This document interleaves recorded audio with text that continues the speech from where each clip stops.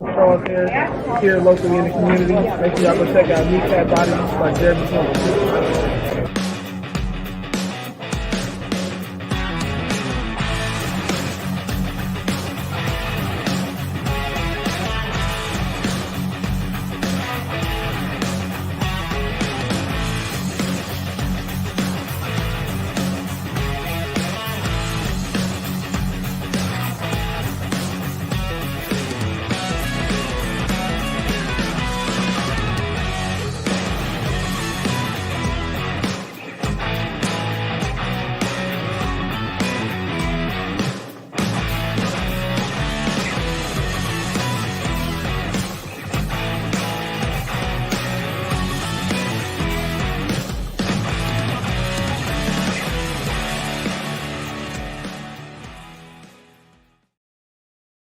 Well, I'm going solo due to Leonard having some technical difficulties, but good morning, all. Glad I can be here. Let's talk about this win. Let's celebrate this win a little bit. What was y'all's favorite play? It's y'all and me now. So I'm leading the voice. Y'all are giving me what the answers. What was your favorite play of the game?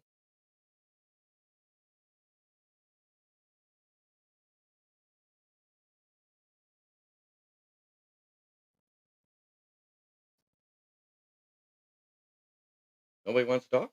Okay, I'll talk. My favorite play? It had to be the Gibby 31-yard rushing touchdown. We were struggling to break through, struggling to break through. I mean, yeah, we had a short one by Craig Reynolds in the red zone, but that was just a crack. It was just a little thump. The Gibbs touchdown run was amazing.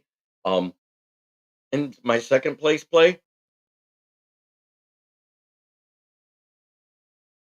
was Derek Barnes stealing the deal, getting the interception.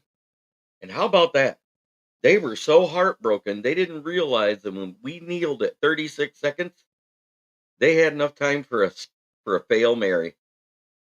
Big Dan Davis says, JB, the Gibbs touchdown run was my favorite play as well. I mean, there were so many. Josh Reynolds with that crossing route wide open. And yeah, a lot of people did hate on that Gibbs draft too. And a lot of them were Lions fans. And almost every single draft pundit from NFL Network to ESPN, this makes no sense. They got DeAndre Swift, a guy that could never play a full season until he got to where he wanted to play Philly, but yet only had 4 touchdowns all year. Kudos to him. I love the Laporta pick. I knew he was going to be special. So, who's your favorite player of the game? Who are your 5 favorite players? Your 5 ones, offense and defense combined. Single Dad's Club going, let's go. Yeah, that first, there was technically 3 first down by JMO. 2 of them were called back on penalties. So I think the Lions' biggest mess up was no moves at deadline. That is it. No, it's because they had dead cap that hadn't cleared off. We couldn't afford to make any big moves, and we did make a move at the deadline. We got DPJ. Fred Peterson says Iffy, Laporta, Goff, Gibbs, Ragnow, Zachary Shane Adams, Gibbs, Maben Reeves, Maben, Branch, St. Brown, and Goff. Yeah, and me, I'm kind of on the Big Dan Davis train. Who's the 3 guys that meant the most? Frank Ragnow, Taylor Decker, Benet Sewell, Brian Branch, and Hutch. Yeah, we do need to make those challenge calls because we had that one. Comiskey had a good game. Absolutely. Gibbs, Barton interception. Amon-Ra St. Brown touchdown. Craig Reynolds touchdown. CJ interception.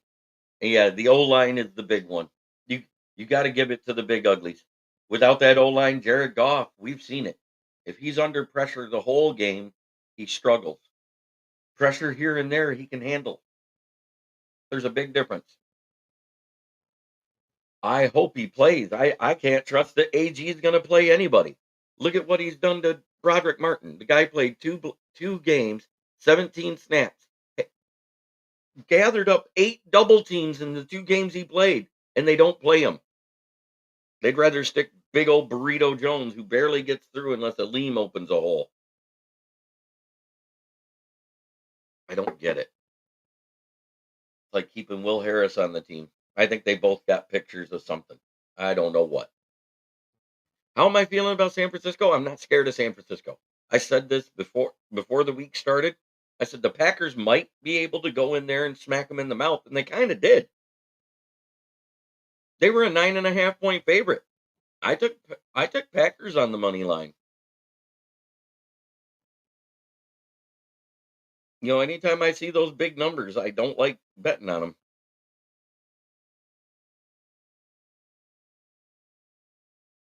Yeah, Zach Shane Adams, if you remember right, he got lame in coverage on Noah Fant, and he went back out there on special teams, and that's when he did the rest of the damage to his ankle. He should have never went back on the field, and he never should have been in coverage in the first place. I hated that move week 2 versus the Seahawks, especially against a speedy tight end like Noah Fant. I understand he's fast, but we need him hitting quarterbacks. That's it. And you're right. That's exactly what he's got to be. Is a situational pass rusher. Big Dan Davis. I am so happy we got this in, but our cornerbacks almost gave me a coronary this game. Gave up some big chunk plays in this, but that's the cost of effective blitzing, I guess. We have an average to below average secondary with a decent front seven. If the front seven gets pressure, they're going to have games just like that.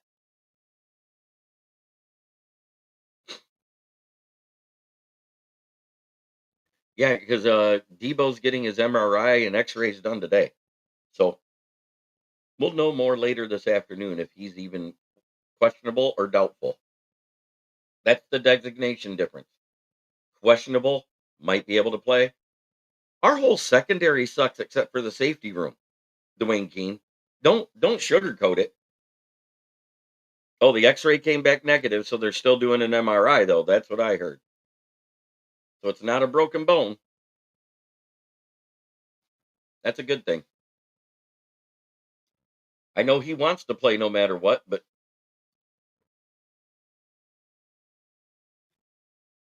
Zachary Shane Adams, the way they were playing, yes, I agree. I was more scared of the Packers than I was the 49ers. The only thing they really got going, and think about this, the only guy that was actually out before the game versus Minnesota when they lost was Debo Samuel. Trent Williams came back. He just didn't make it the full game. CMC,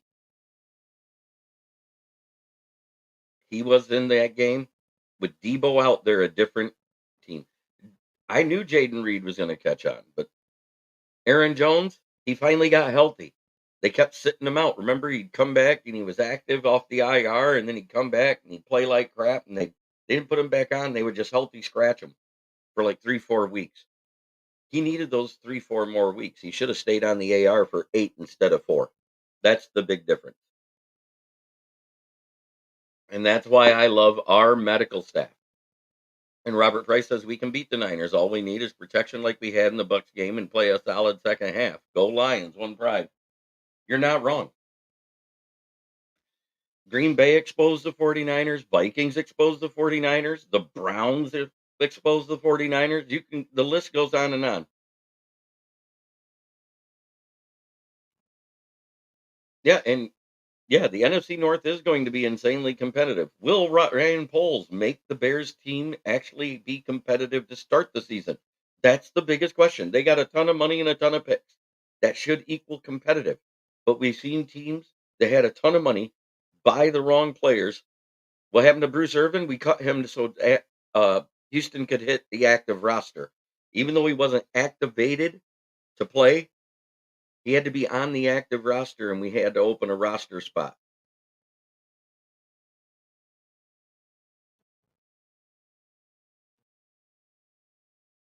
Are they keeping Fields? So far, signs are pointing to yes, but there are some trade offers that if I was them, I'd be listening to, because that would build the team so good.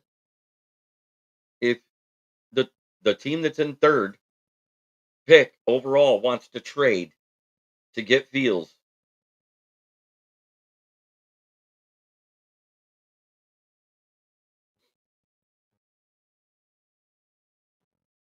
yeah, and they're not a buzzsaw. You're right. Hammer the Lions plus 6.5 and money line. We will win. I agree. I'm saying we got more than a puncher's chance.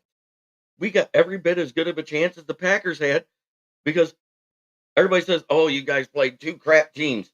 The Rams won 10 games. The Rams won 10 games, and they were one of the hottest teams in football.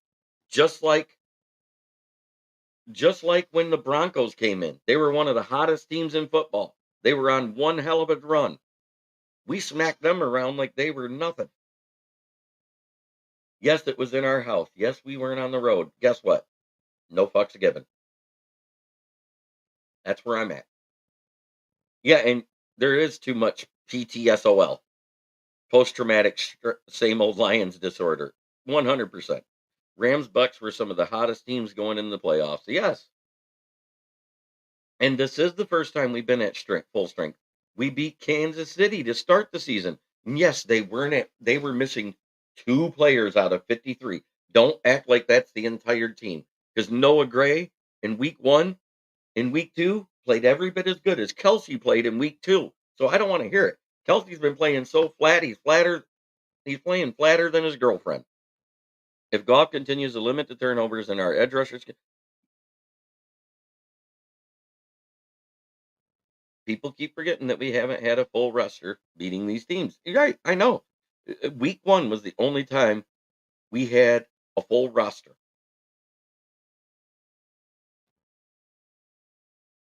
Ooh, he showed up last week versus the Bills. Everybody shows up versus the Bills in the playoffs. And Taylor Swift's flatter than a 2x4. How flat is he playing? And I didn't say a straight 2x4 either. I'm talking about one of those warped ones. They got a little more curves than Taylor Swift.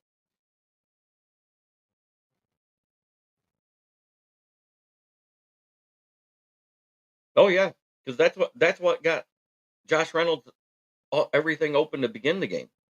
Is they were bracketing St. Brown. They had somebody under him and over him on every play in that weird zone, man zone they do.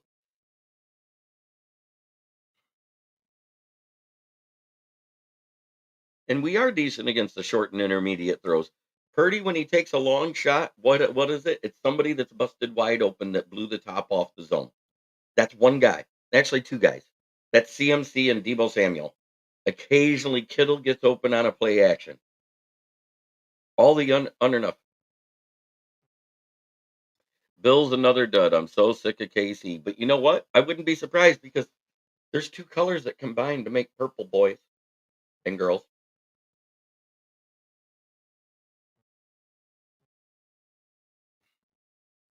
Sarah Ann Lohman, I love it. We can beat the 49ers. My landlord is a 49ers fan. One player isn't the team. Everybody got to play their part and be a team. Absolutely, skunk on the ground. Bills play tough schedules all the time and aren't deep enough for it. Our Lions have a lot of depth. I swear that I framed walls with a warp 2x4 with more curves than Taylor Swift. But anyways, yeah, I've got those little comebacks, those little one-liners. And as soon as the season's over, Lions Talk will no longer be the name of this program. We have a new name coming out. It's going to fit my attitude. I think you guys are going to really like it. It's going to be a nice little play on words because let's talk about the fraud team that lost to the 49ers. Packers exposed them, but they lost. Jordan Love did his best impression of Aaron Rodgers choking away the game in the last seconds. Say what you want, that's what happened. He did exactly like Rodgers when Bosa was chasing him in the NFC Championship 2 years ago. Running towards the sideline, instead of throwing it out of bounds, he threw it down the field for a pick. And it wasn't even a defensive back, it was a linebacker. That was the best part. And Coyote Awasika has to step up. busting balls with with Smokin Jeremy B and Von Doom. That's what's going on. Von Doom's having some technical difficulties. I made a joke in a chat and he kind of got hurt, so I won't say it. Say, well, yeah, I will say it here. I said he had testicular difficulties this morning.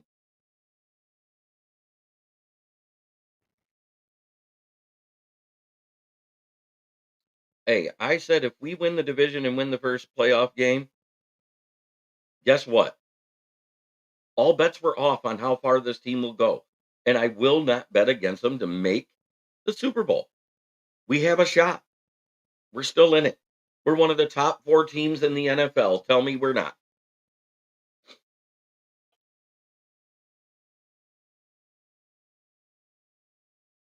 It was an awesome game. And for everybody that got to go and be in attendance, that was great. I'm not going to lie. When that game ended, when I saw that final kneel at 36 seconds, and I was like, wow, they're not calling the timeout when they're in Hail Mary range. We just won. And the tears started flowing like that last cheerleader that got asked the day before prom to go to prom. I'm not gonna lie, I cried. I cried like a little bitch. I call myself out on my own shit. Coyote Awasika, you know what? I really didn't notice him playing that bad because Jackson went out at the beginning of the second quarter, and we ran the ball better in the second half. So say he's got to step up, but you know what? He did pretty damn good. He just replaced a Pro Bowler, people.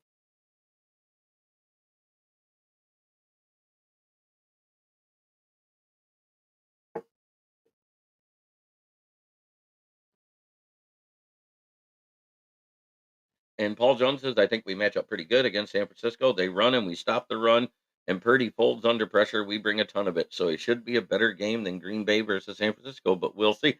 You know what? They bring a lot of pressure too. So it's up to our big uglies to stop them.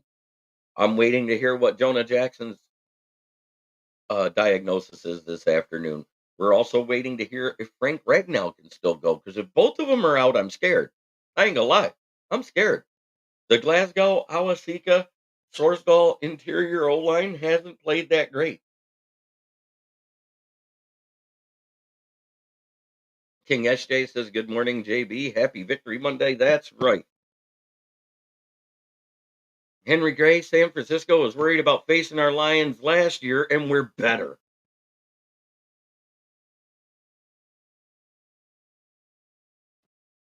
Deborah Lynn Weatherman, go Lions. We will beat the 49ers on Sunday. My name is Deborah Weatherman, and I am from beautiful North Carolina. It is beautiful down there. Go Lions 100%. One pride, defend the den, whatever you want to say. We are the kings of the North. The North is also the strongest division in the NFC and the second best division in football this year. Go look at the totals. Oh, Sarah Ann Lohman, you are from your lips to God's ears. I hope Ragnow is okay because we can't afford to lose both. How about this for some NFL history for us? First time in franchise history, postseason combined, the Lions have won 14 games in a season. Think about that. We've never done it before. Because in 57, it was a 10-game season with 2 games in the playoffs.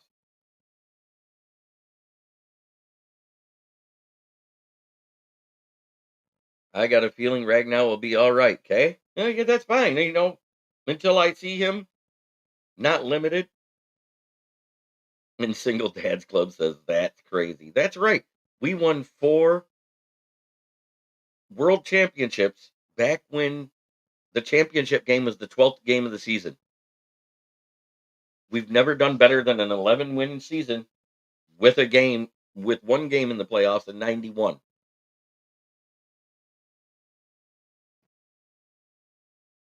Yes, I do know that, and that's one of the reasons why I never got scared. We've been tied 4 times in the last 2 games, but guess what? We have not trailed. Single Dad's Club says I was 13 the last time we were relevant in 91. I was 21. 32 years. Do the math. I'm 53. You can see the wisdom hairs.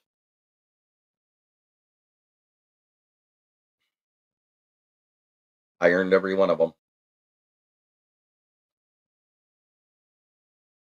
But the NFC North is the second best division in football. You can fight me on that. You can argue with me, but the stats back it up. We were 4 wins above the next closest division as a total. We're the only team that had two teams go into the divisional round. So that's pretty flipping good, if you ask me.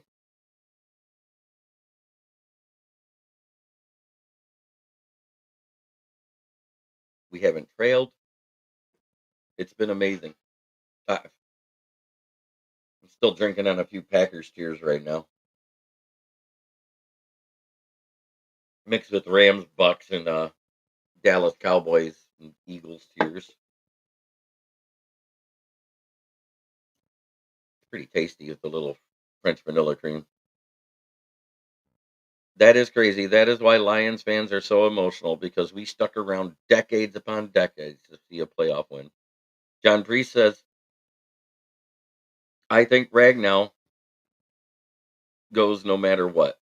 I hope Jonah Jackson can go too. Go Lions from a diehard Lions fan living in Dallas. I was 6 years old when Lions won their last championship. Hallelujah. Let's see, that was 57. My dad was 8. Fred Peterson, I just turned 1 in 91. I know your age. You're 33. Hey, it's Steve is real. Yeah. Sup, everyone, and congrats on all Lions fans. Single Dad's Club, I was crying like a little bitch. Hey, I admit to what I do. Yeah, I cried about the win. Why? I'm 53 years old. I've never seen this. We've never seen a second playoff win. We've never been to the NFC Championship game in a positive way. Dwayne Keene says I was 6, so you're 38. See, and the math is there, the brain is there. I'm still good. He graduated in 91, so he's 3 years younger than me. He just turned 50 or about to turn 50. One of the two. We're old men now, Jeremy. Yeah, I know. Ain't it sad?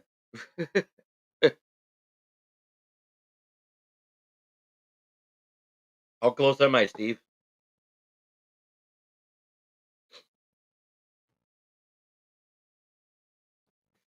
I don't like to say we're old. We're the elder statesmen. You are 50. Yeah. Yeah. I want to say everything went great until Love threw that crossbody pass to end the game when he could have just thrown it out of bounds and saved some time. That that was the first year starter mentality. Sarah Ann Lohman, I'm 50. It's all good. Yeah, 50 is good. 50's fun. I'm 53. I'm still having fun. I'll still wear the jerseys of my players on my back. And yes, I did not wear the black hooker. This is my black Amon-Ra St. Brown because I didn't want to wear out the black hooker in the first couple weeks I owned it.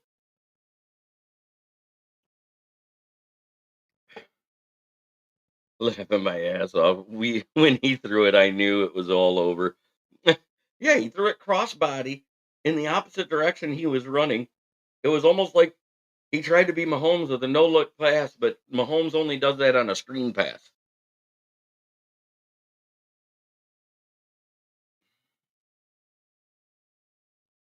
He doesn't do it throwing it 30 yards down the field like that. It was bad. It was a bad look. My favorite defensive play was the first sack. Iffy Melifonwu. That was amazing. Yeah, there's going to be a lot of Lions fans in San Francisco, but you know what? It's going to be that 50-50 thing. You know why? The San Francisco fans actually support their team and show up.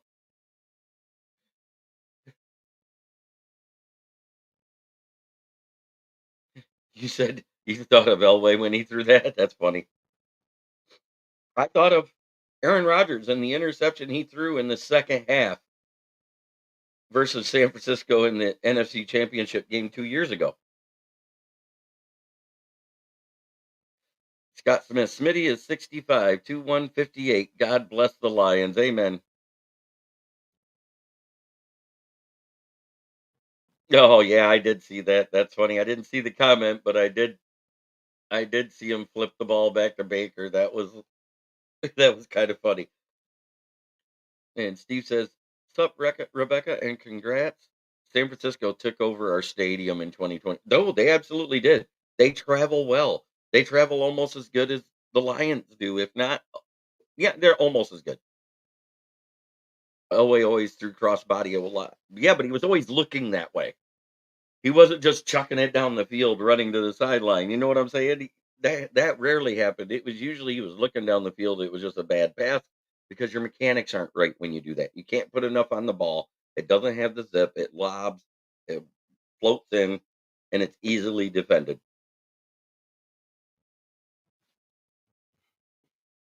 But those off platform throws,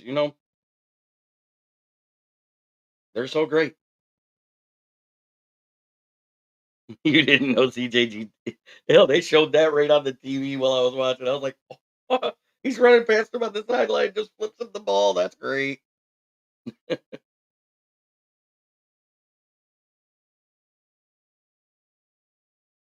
Oh, see, but he's already extended through next season. You guys don't have to do a damn thing, and I wouldn't. I'd want him to do it for a second year in a row and then do extension. That's just me. I'm the same way about golf, and it's not just for golf just to prove it another year.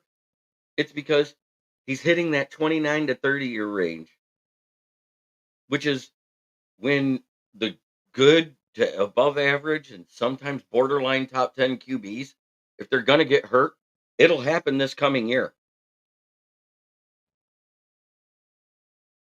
It's just inevitable. Almost every QB gets one of those type of injuries around that 29 to 30 years old. Yes, Chris Collinsworth does have a man crush on Baker. Chris Collinsworth has a man crush on every QB that plays against the Lions anytime he's there. And Tirico almost started off negative about the Lions right off the rip, just like he did when he ended the show, his announcing at the end of the Kansas City. Yeah, there is talk of Goff's extension, but the money's got to be right. That's what I've heard all year. Collins worthless. They've already talked to Goff twice. They're not going to address anything till the off season because they were far apart on money. That is the report I heard. That is what came out of Brad Holmes' mouth just before Thanksgiving Day game. So it's done. We're not doing anything. I'd pay him now. Seems like QB contracts almost double every year, and right now the top pay is 50 million, and he's not a top QB. I don't care how much people pump him up, make him sound like the best thing since Joe Montana. He's not. Oh, Baker had a great season. I'm proud of him too. He did a good job for Tampa Bay. To get that team where they were, nobody had them in the playoffs.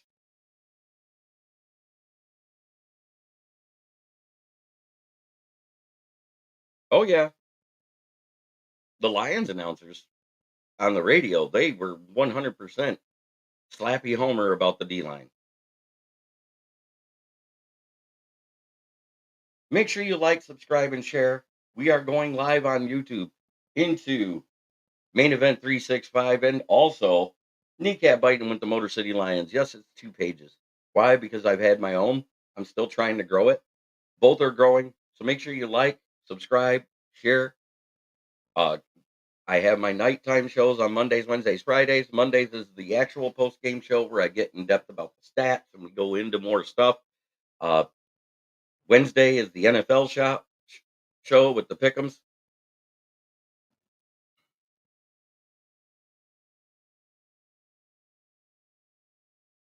Did anybody get FF watch party tickets? I'm curious. Nope, I did not. Justina K. Steve, I'm stoked that the rookie cards of Hutchinson and St. Brown and Gibbs and Hendon Hooker. I got it. I got all of them too. I've got a metal Saint Brown from those Elements cards by Panini.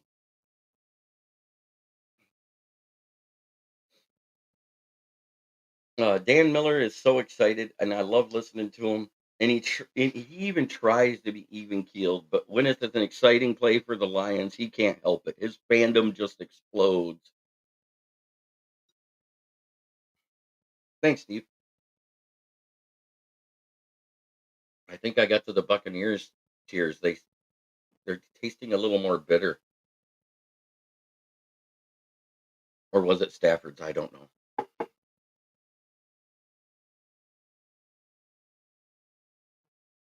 What a great year it's been. The NFC North was represented when it was only 4 teams in the playoffs. How great is that? Think about how competitive our division is. Our worst team had 7 wins. That's four more than the Cardinals, and their pick goes to the Texans. The rich get richer there. They lost in the divisional round. They got a pick in the top 10 and a pick at the backside. Oh my God, you've got an Aaron Glenn card from when he played for the Texans. That's back there. I just got back into cards. I lost my collection. I lost my heart, but this team drew me back into them. I got a bunch to go through yet. All from this year though. I'm I think I'm just gonna buy a set and put it on my table and never open it from this year. Because this year was special for us. No matter how it ends. Next Sunday, the 6:30 p.m. start in San Francisco. No matter how it ends, whether it's that week or we go to the Super Bowl, this has been a special season. And no, I'm not scared of Brock Purdy. Not at all.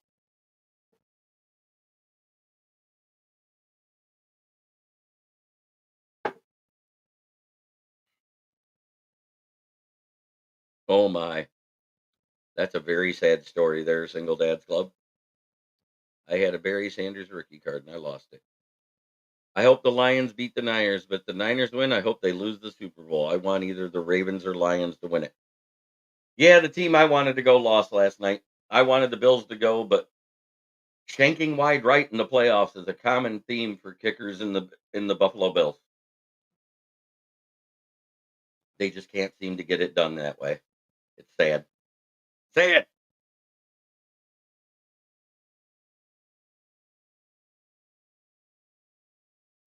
Single Dad's Club said I wanted the Bills as well.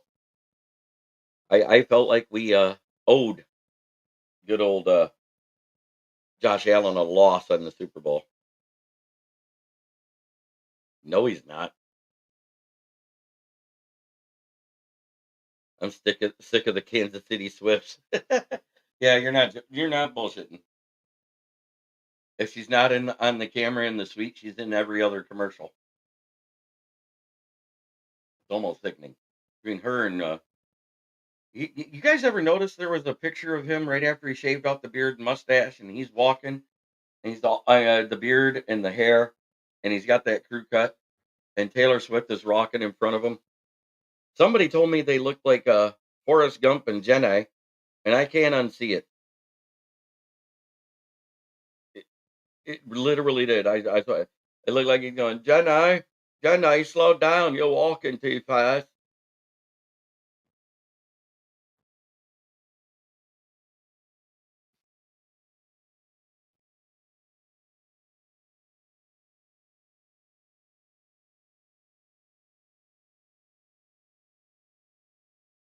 Man, y'all missed the joke earlier about the jerseys. I miss Jenny. Single Dad's Club. That's great. Man, I- I'm still riding the high now. You know, I wanted the Bills to. He missed Diggs for the first. Yep. Trade Goff after this year for sure. Could happen.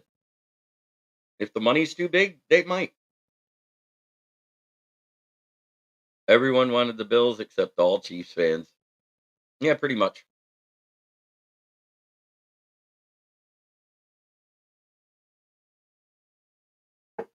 So kudos to the Motor City Football Lions because you know what? They exceeded my expectations. On to the next. The train is rolling. Let's get it. Want to give a shout out to my sponsor,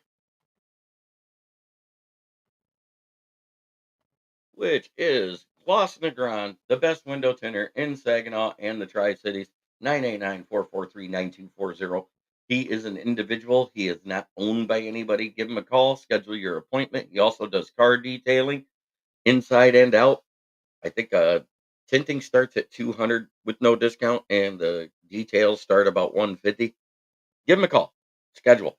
He'll make your car look good inside and out, just like the C Class and this Audi. And to all the teams that lost, just remember, much better. I sent in you. Cry like bitch you should.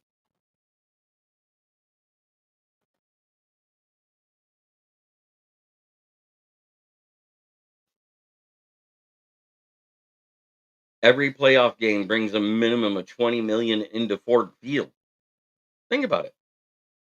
Base price of the nosebleed tickets, which I think, let's see, 15 in each row. There's 26 rows in the third level. That's a lot. That's a lot of money. Yoda is the GOAT. Yes.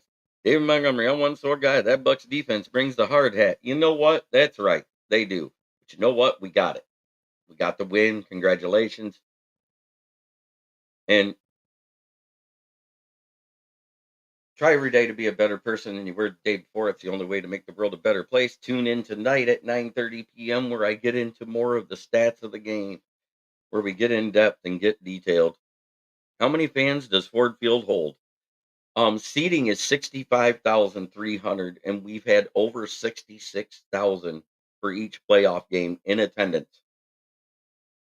And that's just what made it past the ushers to the field because that's all they can count. They can't count the ones just walking around on the concourse. It's not quite as big as the Pontiac Silverdome, but you know what? It's the right size to be able to sell out.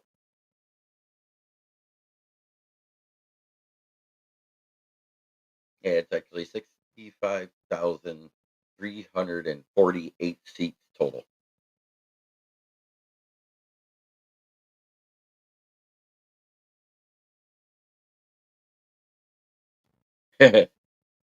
Hey guys, how many times you heard me say this throughout the season? I wish Aaron Glenn stopped playing on the edge. I'm a Mike linebacker, for God's sake. Well, this has been Lions Talk with Jeremy Ball, Smoking Jeremy B. I'm Jeremy Ballrick. Jeremy, you are a walking encyclopedia. The Pontiac Silverdome held 88,342 for football games. Uh, the biggest attendance, and everybody said it was 90 something. No, the posted attendance for WrestleMania 3 was 108,492. That's the biggest indoor sporting event ever. And that was because they filled the floor of the stadium as well. I think the only what scares me about the Niners? Nothing. I am not scared of the Niners. Yeah, that's an outdoor stadium. They should hold 80,000. Exactly. Let's have a good time. We can't lose now. We are them guys in every way. Love my Lions. Love Detroit. Better recognize a successful season beyond every expectation. That is the comment of the day, Chad White. Good for you. Um, so tonight, 9:30, you will see my post game show. A lot more reactions, a little more shit talking, because you know what? That's what I do. Have a blessed evening, everybody. Spade and neuter your pets.